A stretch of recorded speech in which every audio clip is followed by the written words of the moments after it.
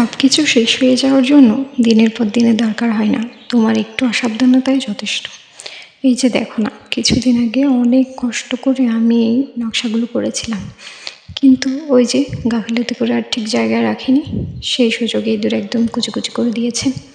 নকশাগুলো করতে এত পরিমাণ সময়ের দরকার হয়, হ্যাঁ, মানে বিক্রি করতে গেলে তো টাকা কেউ দিতেও চায় না, কিন্তু এটা করেছিলাম নিজের জন্য করে একটু অসাবধানতা বশত জায়গায় রেখে দিয়েছিলাম, যার কারণে এত বড় নকশাটার ইঁদুর এমন জায়গায় কেটে দিয়েছে, মানে আমার আর এটা জোড়াতালি দেওয়ার কোনো ওয়ে নেই, মানে আমি এটা কোনোভাবে আর ঠিক করতে পারবো না, এমন একটা অবস্থা।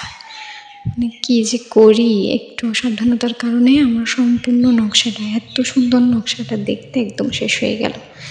কী করব বুঝতে পারছি না, সত্যি অসাবধান হওয়াটা আমার উচিত হয়নি, তো নেক্সট টাইম থেকে একটু সাবধান হতে হবে আর কি।